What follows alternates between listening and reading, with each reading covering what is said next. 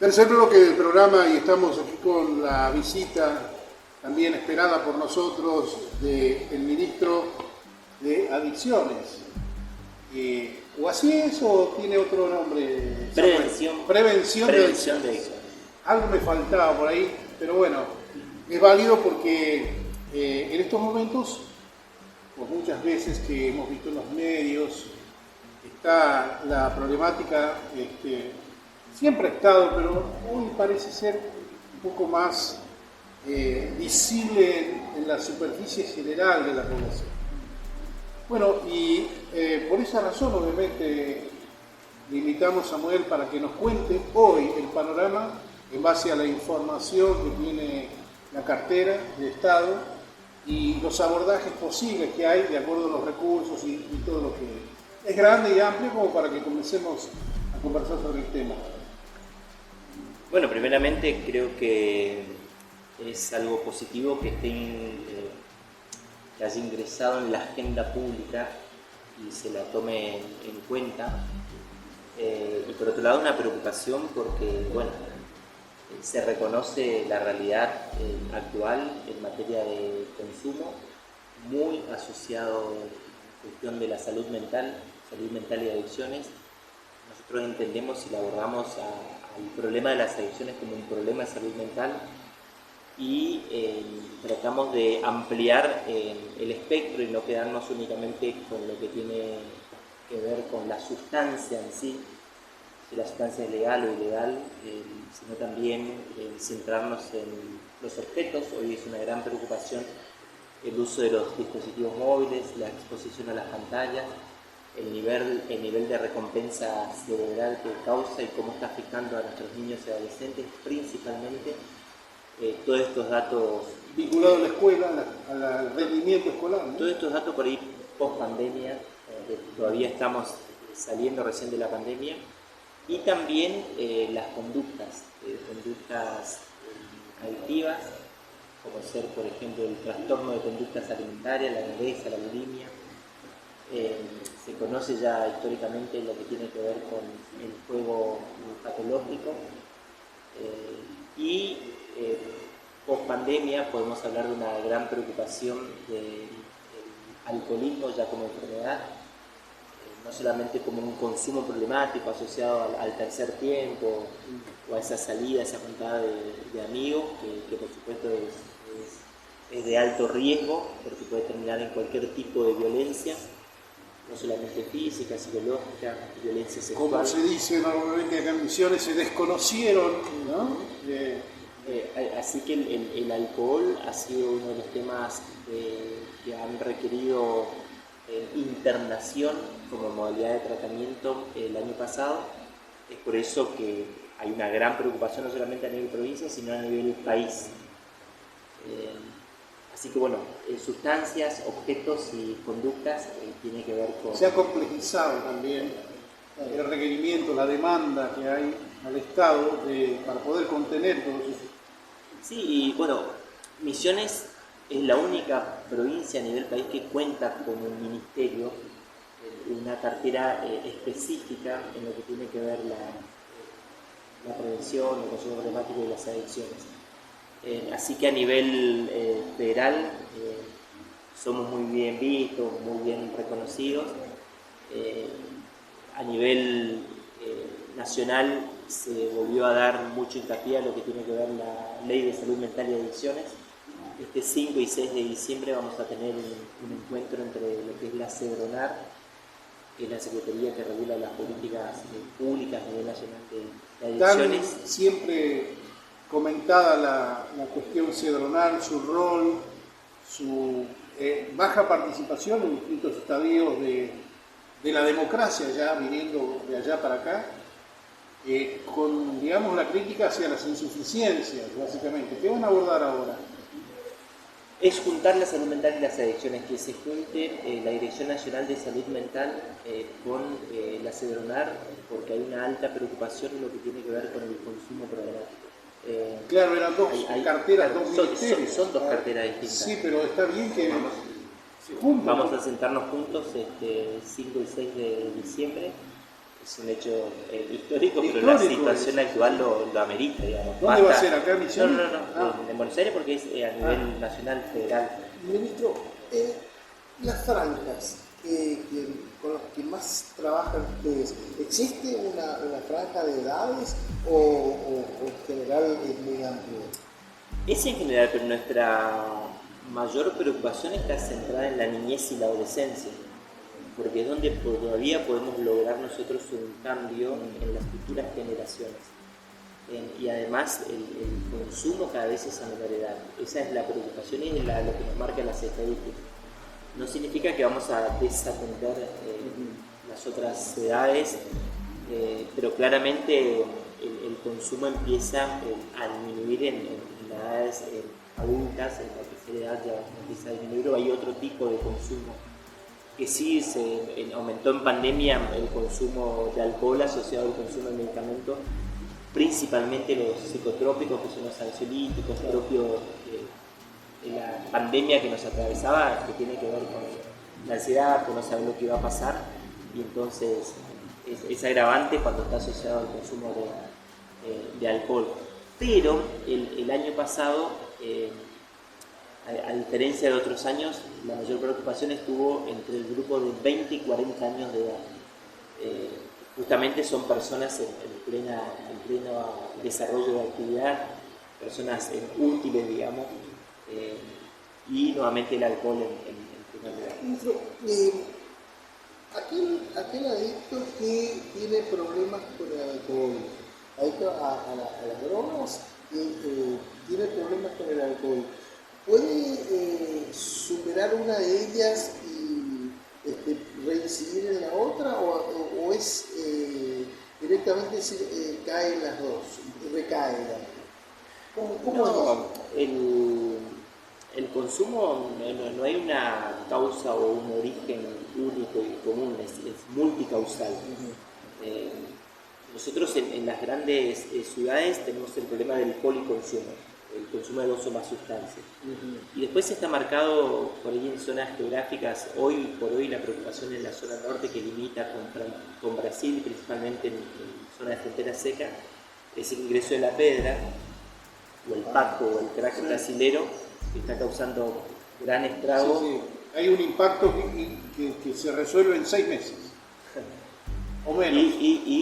Y además están... Digo, se resuelve en el sentido de la afectación. Sí. En ese sentido, no por ahí la palabra resuelve, no es que se sana, es al revés, digo que impacta tanto. Afecta rápidamente, es altamente adictivo, muchos se están usando como droga de reemplazo por el bajo costo, y está llegando en lo que es hasta El Dorado, Monte Carlo. Hemos tenido pacientes, digamos, que entonces todo lo que es la zona norte se ve afectada como principal preocupación por el consumo de la pedra. Después en lo que es la costa del Paraná, principalmente la marihuana, porque es una zona de tránsito y naturalmente de derrame. Depende de lo que hay para la venta, digamos, ¿no? Hasta dónde llega la venta, qué oferta hay, va variando la zona de consumo. El mapa de consumo. Claro. Hay mayor disponibilidad, digamos, mayor oferta. Una zona crítica siempre fue Oberá. Oberá, al ser grandes ciudades, es policonsumo, digamos. Así que ahí te pueden encontrar... Y no nos vayamos lejos, Garupá.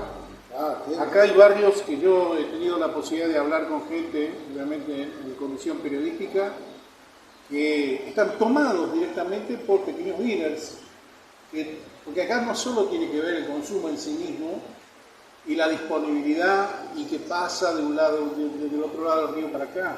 El tema también es la carencia de recursos laborales, y encuentran muchos en el narcomenudeo una razón para vivir, digamos, para ganar unos pesos, digamos, unos cuantos pesos.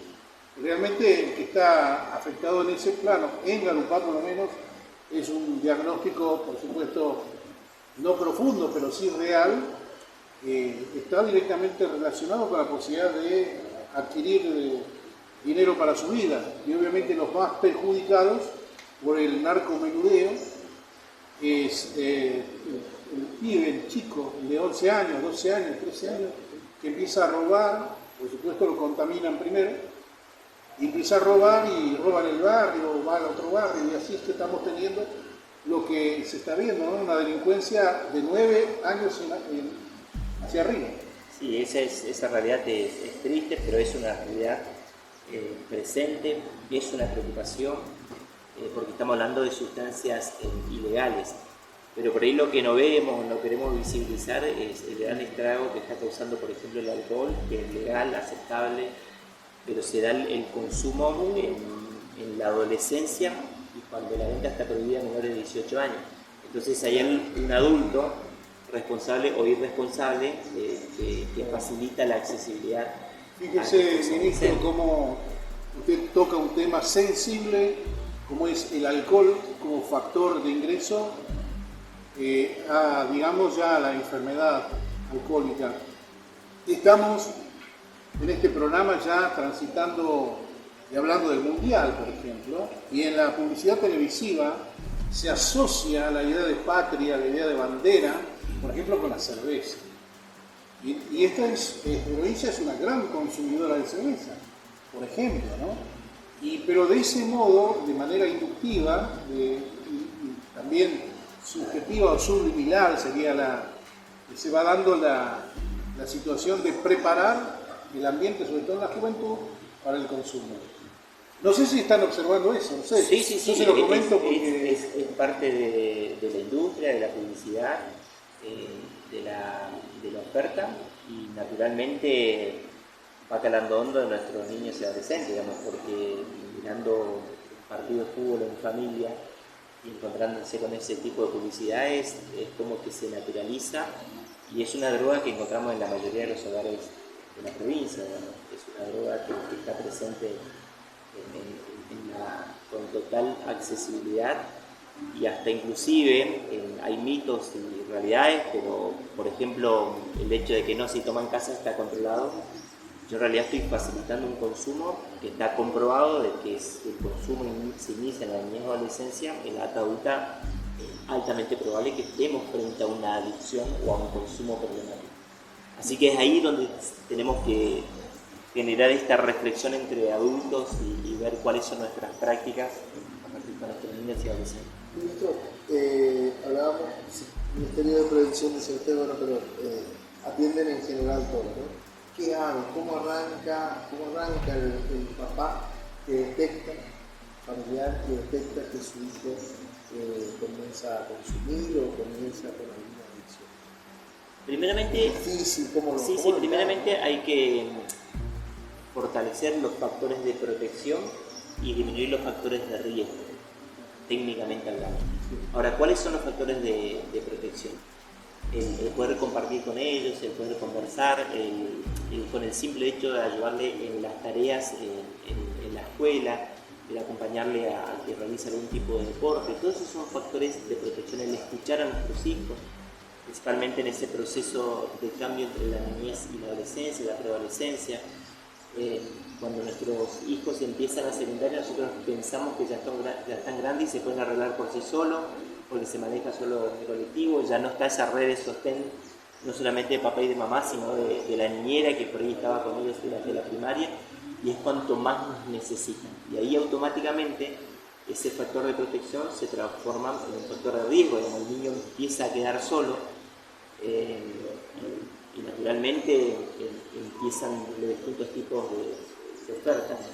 Y después también nosotros podemos encontrarnos con determinados indicadores, si se empieza a aislar, empieza a no conversar con sus padres o con sus padres, son alertas, digamos, que nosotros tenemos que estar atentos para revisar ese tipo de prácticas. Pero como dije al principio, es multicausal, es una de las tantas causas que se puede dar. En otros por la presión del grupo entre pares, o por querer experimentar, digamos, la sensación, porque todos lo hacen, o algunos porque realmente están solos, tienen una autoestima baja.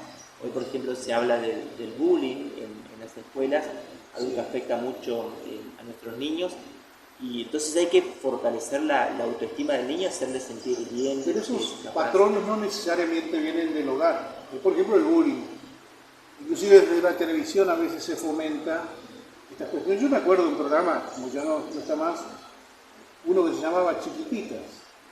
Y ahí había bullying ir a ver las peleas y también en dibujitos animados.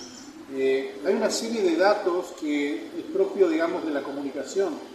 Muchas veces yo, como estamos en esto y trabajamos en la comunicación, he sido crítico. Por supuesto, no todos comprenden esta situación, es entendible, pero es importantísimo también nutrir, digamos, no solo al cuerpo de profesionales, como puede ser un docente, sino también a otros, de los padres, la perspectiva de que cuánto daño hace la televisión, por decir uno de los mecanismos, en generar estas vulnerabilidades.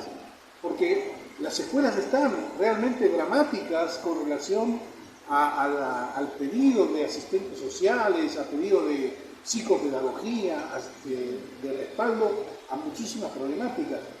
De largo hablar y está el ministro invitado, ¿no? Pero ¿qué ocurrió, por ejemplo, hace poquito? Una nena de 9 años murió en una sobredosis. Y se habla de bullying en la escuela, o en el entorno de la familia hacia la escuela. ¿Cómo fue el caso ese? ¿Cómo lo abordaron? Bueno, este es un caso que lastimosamente nos enteramos ese día lunes, cuando se produce el deceso de esta niña de 9 años en Europea, una niña de 4º grado en la primaria. Entonces, bueno, me comuniqué con el ministro de Salud, me facilitó los datos que tienen que ver con la epicrisis, con la historia clínica, donde aparecía, digamos, el laboratorio, la presencia de cocaína. Entonces tomé la decisión de actuar de oficio.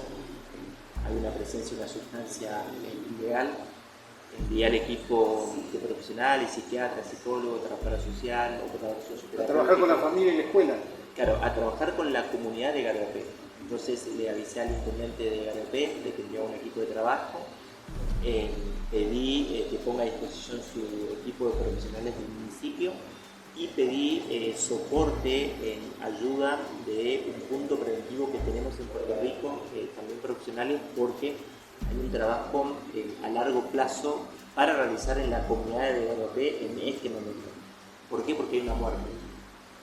Entonces hay que trabajar en lo que es técnicamente hablando la postvención, donde la prevención ya no dio resultado.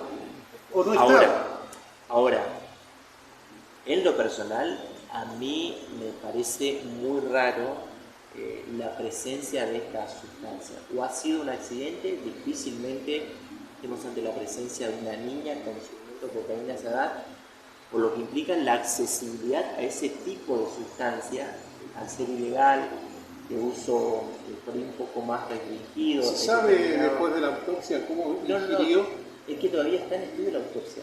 Ah, y fíjate solo que se sabe el screening, donde se dice hay cocaína en sangre. Por eso. Entonces yo confío plenamente en la justicia, en las investigaciones de cómo llega esa sustancia a esa niña. Y, digamos, sin llegar a juzgar o prejuzgar el entorno familiar. Exacto. Digamos, ¿por qué? Porque hay una muerte. Entonces, si nosotros cualquier opinión que emitamos respecto a la niña y a su familia, seguimos vulnerando sus derechos. Entonces no me atrevo a emitir opinión en ese sentido. Por eso está la justicia y por otro lado está la autopsia. El cuerpo habla y nosotros con el resultado vamos a saber a ciencia cierta qué ha ocurrido o cómo se ha desatado este hecho traumático que terminó en una muerte. Entonces lo que nos compete sí es trabajar con sus compañeritos que están atravesando una etapa muy compleja. La semana pasada la niña estaba en la escuela, hoy ya no está, y se sabe de que... Y hay padres que le hablaron de esto y otros que directamente no trataron el tema y la familia. Después están los padres, está la mamá, el papá y un hermanito, una hermanita. Entonces hay padres que perdieron a su hija, digamos, hay hermanitos que perdieron a su hermana, entonces es un hecho muy sensible, muy complejo en este momento. Hay vecinos, ella nos enteramos de que iba a hockey, hay compañeritos también, compañeritas que de hockey, hay docentes, hay directivos, entonces hay que tener todo ese cuidado y trabajar con esa población hoy de riesgo. Qué bueno que haya venido, ministro, y que estemos tratando este tema, porque ¿por qué puntualizamos este caso? Porque realmente lo policíaco no nos interesa, si bien es por supuesto, un dato que será propio de la investigación en ese orden judicial. Acá es el tema de que hay un asunto que está afectando socialmente a nuestros niños, y este es el fondo de la cuestión. Quedarán los expedientes policiales, pero sigue la sociedad con este dato estable que obviamente no hay que descuidar en esa localidad y en otras. Porque ya nos está diciendo usted el avance de la pedra y demás. Y en este aspecto, ¿cómo la provincia de Misiones, en cuanto a presupuesto, está planteando para el año que viene un abordaje? Bien, y por ahí cerrando con el caso de esta niña, yo digo, y si nosotros después con el resultado de la autopsia nos encontramos con que era un falso positivo la presencia de cocaína o de sustancia, ¿se trabaja igual? Bueno, no, digo que por ahí generamos tanto ruido alrededor del hecho en lo que tiene que ver la sustancia o no. Claro, sí. Entonces, es por Ahí eso se que vuelve la investigación hacia otro lugar. es por eso que no me atrevo, digamos, a seguir vulnerando los derechos. Claro, pero no obstante ello, ministro, hay que aprovechar, como digo, aprovechar la volada. Sí. No desperdiciar Eso, este no, tiempo eso, y profundizar el trabajo. cada vez que se instala en la agenda y además este caso puntual hay una muerte. Entonces, a partir de ahí, digamos, hay que sentarse en la persona y proteger al padre, a la madre, a los niños, a los compañeritos. En materia presupuestaria, hay que entender de que esto es un ministerio nuevo, estamos en pleno armado y 3 años diseño. van, ¿eh? Claro, 3 años. Sí. Y mediado por una pandemia de por medio, igual nunca paramos, es decir, que tuvimos que cambiar las estrategias de trabajo. ¿Le dieron más plata, ministro? Que es lo que me interesa. Sí, porque hay toda una gestión detrás, digamos, uno tiene que gestionar los recursos.